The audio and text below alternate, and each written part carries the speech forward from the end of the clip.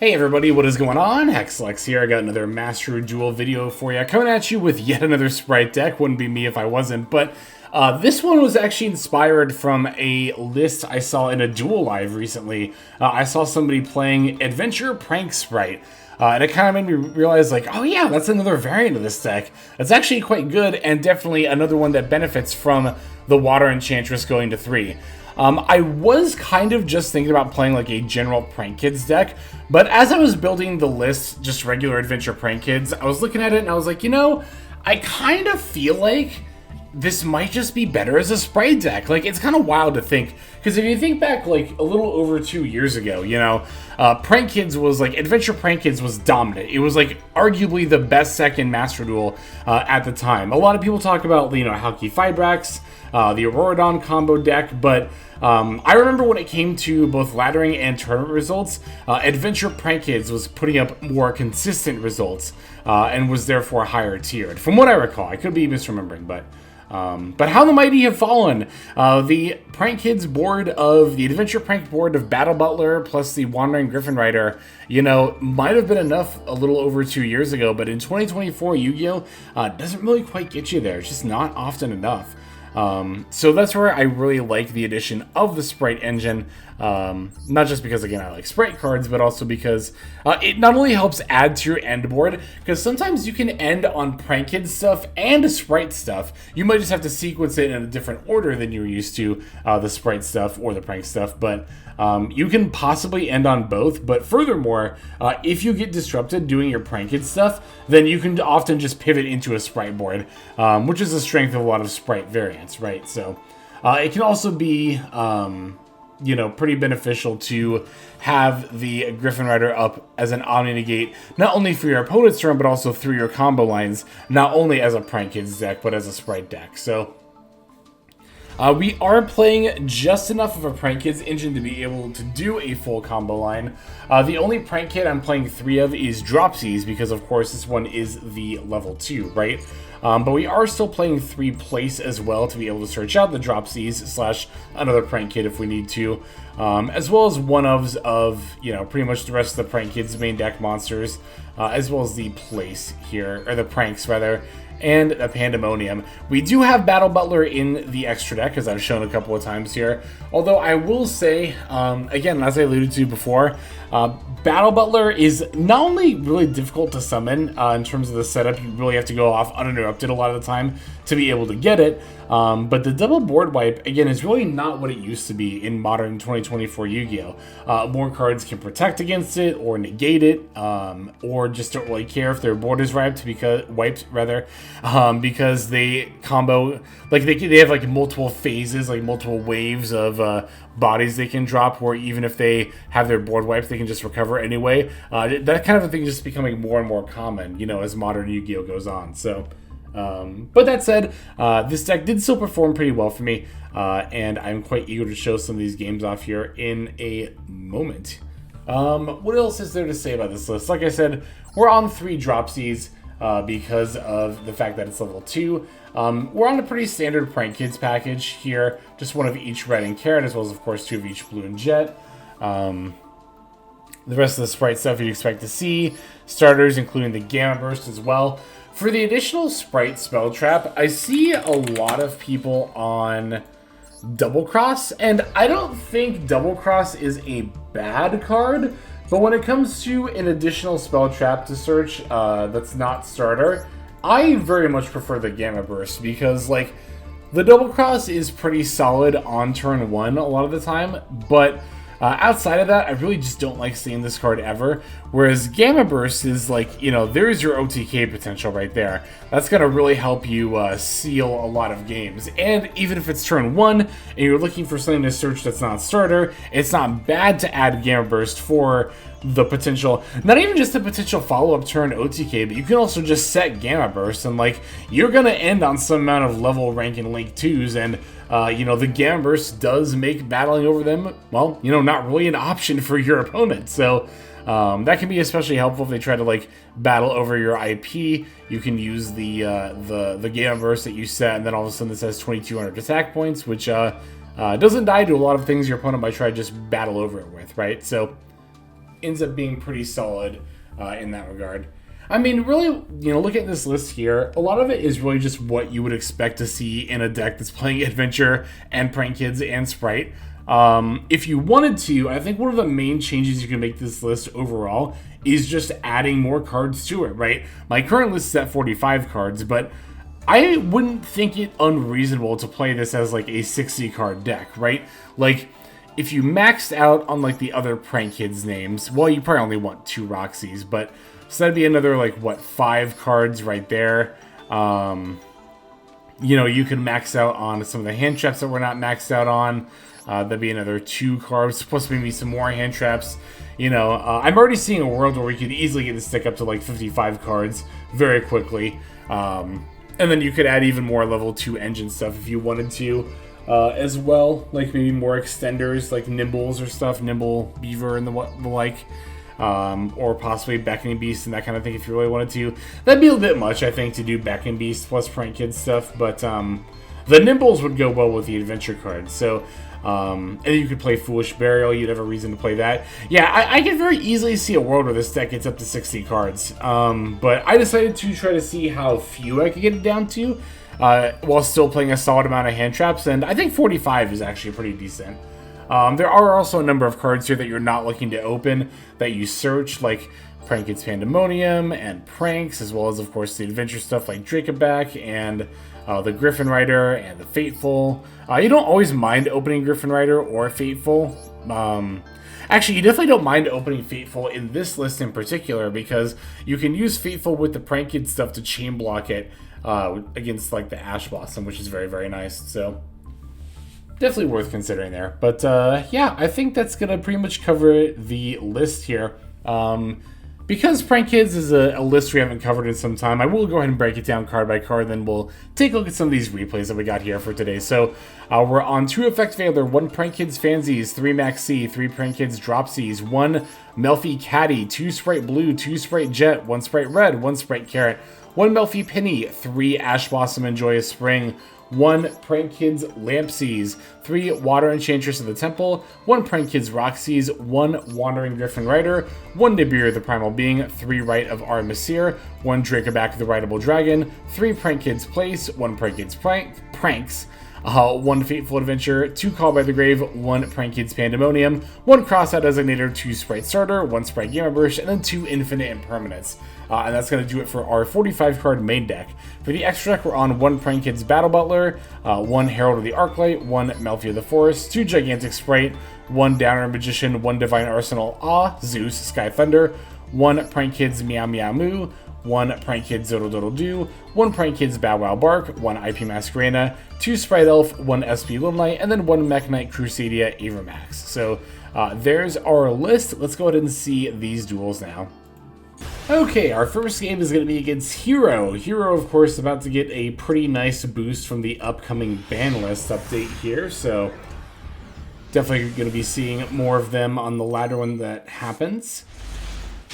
Going to be going second, but we do have Maxi in our opening hand, which does end up being definitely the best card that you could have against Heroes. Fun fact, they're actually going to end up trying to play through it here, not to spoil, but opponent is going to take the turn 1 Maxi challenge, so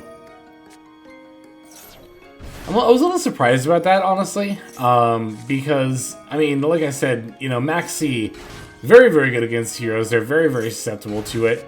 I remember during the Challenger Cups, the North America Challenger Cups, I had an opponent during one of them who I resolved Maxi against them. They were on Heroes, and then they stopped and just didn't play for like 2 minutes, and then I had to like be like, you know, message them like, hey, can you keep playing, please? You know, we are on a timer. And they're like, oh yeah, of course, sorry, but it's like, yeah, okay.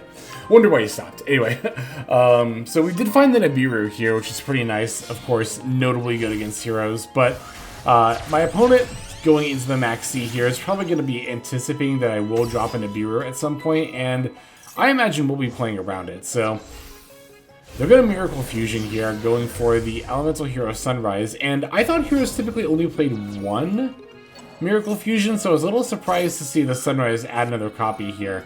Gonna end up using the Valor on the Wonder Driver here. It doesn't really matter, because either way, no matter what I Valor, my opponent's going to end up with a Miracle Fusion in hand. And now that I know they have this, I am going to ideally try to wait for them to activate this Miracle Fusion before I drop the Nibiru. So they actually go for the DPE next here with the Fusion Destiny. Not the most ideal to have this on the board while I'm trying to nib, right? Because it means they can just get their DPE back by popping it another one of their cards, but I guess we'll have to take it. So Denier is putting back the Mali here. They're going to link off the Sunrise and Denier for, this is going to be the Cross Crusader. Cross Crusader is going to try to use its effect on the Denier. I'm going to imperm that. Very nice to imperm the Cross Crusader here because it stops both the summon and the summon from deck effect, right? So now here, I think I made a bit of a misplay. You'll notice I Nibiru'd seemingly out of nowhere. That's because my opponent went to end their main phase, and in hindsight, not even in hindsight, I thought about this as soon as they resolved the DP. I realized, like, yeah, that was so clearly bait. Like, they were just trying to get me to activate Nibiru there. I should have let them just go to end phase. Honestly, I really should just let them, because, like, even if I don't nib this board, I also don't really, I'm not scared of this board. All it has for me to deal with is a DPE. And if I nib here, I'm just going to have to deal with the DPE anyway. So I was a little worried that they would like try to continue comboing out, right? Like I nib here, eat their stuff, and they have a Miracle Fusion, other potential things in hand, right? So, but no, they're actually just going to pass here. So this nib did end up being fine. But I could definitely see a world where, like, I should just, you know, let them go to end phase. I'm going to start with the Fateful Adventure here, activate for the, or the right, rather, and go for the Fateful. Opponent's going to DPE in response to the Fateful. I was a little surprised to see that, but, I mean, I'll definitely take that. If they want to use their only interaction on that, that is okay with me. We already have the Draco back in hand, so I can just bounce the DPE this way. And then from here, I'm going to place for the Fansies. Mostly just seeing if they have an Ash Blossom here. Gonna Fansies for the Meow Meow Moo. Fansies F will activate. I'm gonna send the Pranks, because I already have Pandemonium in hand, so it's like, can't really send that off. It's usually what you want to mill with Fansies, is the Pandemonium, but... Alright, Dodo Little Do, and Lampsies are both going to activate here. Just adding another place, because I don't really have anything else to add. And then I'll just summon out the Dropsies here. Opponent does get to summon the Increase because they took damage, but that doesn't really mean anything. I'm a Special Jet, and I have over 8k damage on board as it is, so I'm just going to go for it. And sure enough, they don't have anything, and I'm just going to swing in for lethal here. Alright, so we did have a lot of cards in hand for that one, of course, because our opponent took the Max C challenge, but it really doesn't take that much damage, or that many cards, rather, necessarily, to accumulate a lot of damage. Like, again, here we had access to all three engines, like Adventure, Prank, and Sprite. But really, as long as you have access to really just two of them, you should be good to go. Hell, even just like going into a Gigantic a lot of the time, you know, on turn 2, you just go Gigantic for Blue, Blue for Jet, Jet for Gamma Burst, and then boom, especially with the 3200 Gigantic. That right there is like definitely lethal, even through a certain amount of, you know, monsters there, however much the damage equals out to, but whatever. In any case, yeah, pretty decent first game there. Let's go ahead and take a look at the next one. Alright, for this game, we're going to be up against Thunder Dragon. I think this deck is about to... Wait, is Colossus already at 3 in MD, or is it about to on the next ban list? I actually don't remember off the top of my head. It's one or the other. I mean, either way, it's a deck that is, like, perfectly fine, or a card that's perfectly fine to be at 3, because that really only helps Thunder Dragon, so... I'm going to lead with Right of Arm Seer. Opponent's got a Maxi, but thankfully we have the Ash Blossom, so I'm going to go ahead and put a stop to that. We could just do typical Adventure Prank Kid stuff, but for this game, I want to show you how you can use the Prank Kid stuff to go into a Sprite board. It's funny because I've said in the past that, like, oh, Sprite is like a, you know, a non-intrusive, there's another phrase I used for it that I can't remember off the top of my head, but basically like, oh, if you use a Sprite engine, then you don't always just use your archetype to end on Sprite stuff. Here we are actually just going to use Prank Kid stuff to end on a Sprite board, but we're debatably an Adventure Sprite deck with a Prank Kids engine more than an Adventure Prank deck with a Sprite engine anyway. I mean, it's kind of an equal It's kind of equally split now I think about it, but yeah, as you can see, I'm doing some prank kid stuff here, going into the Doodle Doodle Doo, using that alongside the Lampsies here. Adding the pranks, and then we're going to use the Lampsies to end up summoning the Dropsies. And here is where I'm going to pivot. I decided to go away from doing a prank kids line and make a sprite board instead. Going to use Doodle Doodle Doo plus Dropsies to make Gigantic. I mean, that's the nice thing about prank kids and playing them with sprite. Like, it doesn't matter what prank kid you open, because somewhere down the line, regardless of what prank kid you start with, you can end on Doodle Doodle Doo plus Dropsies, which goes into the Gigantic. So any prank kid or place to search any prank kid will get you to a sprite board, which is, again, pretty nice. So, gonna throw in the Melfies here as well. Definitely don't have to play the Melfies, but I like playing the Melfies in a lot of sprite decks, because it's like, it's pretty low commitment, only 2 slots in both the main and extra deck, and gives you a lot of, you know, powerful options to end on. So, gonna use my starter to throw out the Carrot, and then I'll do a bit of deck thinning, adding the Rite of Armistier. End phase, we get to summon out the Caddy. And end phase, we also actually get to activate the Prank Kids Pranks effect. I definitely should have put back the extra deck monsters, by the way. That was a misplay on my part, but getting an extra draw during the end phase, definitely not too shabby there. Alright, so we're gonna lead with the Thunder Dragon Egg here, or what is this card called? Matrix, that's what it is, yeah. So, leading with the Matrix, I'm going to chain the Caddy effect. Of course, but since my opponent's summoned, I can bounce to add the Penny. Opponent's actually going to fire off the Max C here. So, that's a little bit annoying that they add another one, but it's not the end of the world. They're also going to discard Thunder Dragon Matrix, which might look a little bit pointless, but this basically means that now they have activated the effect of a Thunder Monster from the hand, so they can go into Colossus/Titan if they so choose. So what I'm going to do is I'm going to chain the IP for a couple of reasons here. One, I know they're going to try to go into a big Thunder Dragon monster, so I'm going to go into SP now to banish the Matrix to make sure that doesn't happen. But also by going into Matrix now and using Caddy with the IP, I have basically stopped their Maxi from being able to get any draws this turn. So they're going to use Thunder Dragon Roar to add back the Matrix. That was very obvious bait. That's 100% fine. And after setting a card, they realize it's totally pointless and that they have nothing to do. So, yeah, they only had one face-down card to my Sprite Carrot and Wandering Griffinider, which, of course, were both live. So, there we go. Yeah, like I said, you don't always have to do it that way. You can just end on an adventure board, or an adventure prank board, rather. But I decided to see how good of a sprite board I can make out of a Prank Kids board, and it turned out to end up being quite good. Got one more game we're going to show off here. Let's finish off with that one. And for this final duel, our opponent is going to be on Tenpai, to probably nobody's surprise. So let's see what this Tenpai opponent has in store for us. They elected to go second, so I did, of course, know that it was Tenpai. This hand is, you know, it's pretty good. We have access to all 3 of our engines, so I'm going to lead with the adventure stuff, go for the right and then the Fateful. Trying to activate the Fateful because I already have Draco back in hand. Opponent's going to use Ash Blossom. That's fine. I think I'd rather my adventure stuff get ashed than prank or sprite stuff, but going to use the place for the Fansies. Fansies here. Going to link that off for the Meow Meow Moo. I'm remembering this game, actually. So for this game, I'm going to show you a turn 1 end board where we do both Prank Kids and Sprite stuff. It's really hard to have room to do all 3. It's actually really hard to have room just to do Prank and Sprite stuff, due to needing to have, like, you know, the 3 Prank Kids to fuse into Battle Butler, but it's not the most difficult, so... Got the Roxy's gonna play the pranks here. We sent that Pandemonium off Fansies earlier to be able to add it back now off Doodle Doodle Doo. Now we can use Pranks F, pitch to Fansies, and summon out a token. Link the token off with the Roxy's. Summon out the Bow Wow Bark, and then Roxy's can grab the Dropsies here. Banishing the Draco back. And now that we have the 2, we can summon Jet, so...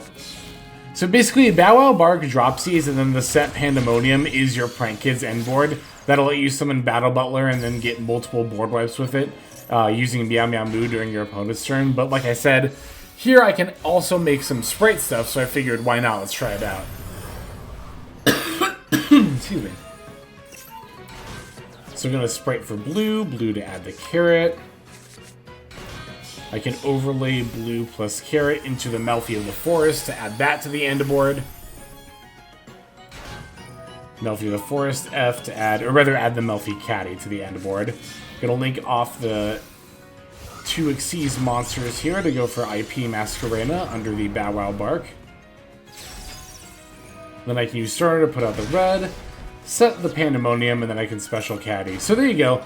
IP, Caddy, and red is kind of a sprite end board, plus the Prank Kids end board. Now, again, I need one more Monster Zone to be able to do Prank Kid stuff, but that's not an issue because my opponent's going to Super Poly, and with the Bow Wow Bark gone, I can't do Prank Kid stuff anyway, so...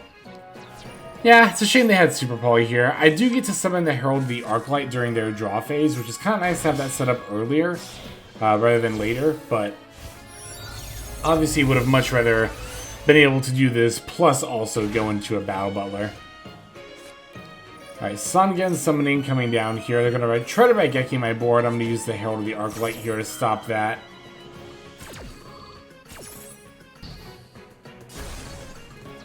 Alright, there goes the Raigeki.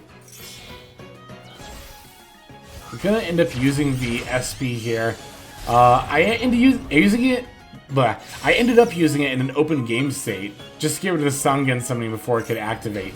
But unfortunately for me, Hydra was their last card in hand, so it kind of came down to if their last card was a live play, and yeah, very, very much a live play. They can Sangen Kaiman for the Shundra here. Maxi coming down far too little, too late. I mean, it's not even too late. Like, they haven't even done any more special summoning. It's just like, you know, what could I possibly draw here, you know? They battled, or I think they activated the wrong effect here on accident, but it kind of doesn't even matter because they definitely just have enough for lethal anyway, so I decided to just concede here and just give it to them. A bit of a shame. Tenpai is Tenpai, but it is what it is, so... Alright, that's gonna go ahead and do it for this video. Thanks, as always, folks, for watching. I super appreciate y'all. Without further ado, let's go ahead and just move on to the outro. Hey everybody, Hexlex here. Just want to give you a huge thanks for watching all the way to the very end of the video. Believe it or not, that is actually one of the best ways that you can support the channel, is by watching the videos in their entirety. But there are many ways in which you can support the channel if you are so interested. The names that you're seeing on screen here, I gotta give an extra special thanks to, because these are people who have chosen to either become a member on YouTube, which if you're interested you can do as well via the join button next to the subscribe button down there, or have signed up over on Patreon and become members there. Link to that is going to be in the description below. Without the support that is being offered by, again, all the people that you're seeing on screen right here, I would not be able to take the time to dedicate to uploading daily YouTube videos. So thank you so very much. But there are also other ways you can support as well. Again, link to the description below. If you like my deck tracker that you'll see in a lot of my videos, the Untapped Companion, you can download that for free, and if you use my affiliate link down there, then that also goes a long way towards supporting the channel. That's, again, free. So is subscribing here on YouTube. That's also free and a huge way to support. You can also check out Twitch, once again linked in the description below. Following and subscribing over there will not only support as well, but also give you notifications of when I go live if you want to catch some of the live streams. But really, no matter how you choose to support, it all adds up, and it all definitely means the world. So thank you, each and every one of you. For now, this is Hexlex. I'm going to be signing out, but more than that, I'm hoping that you have a fantastic day.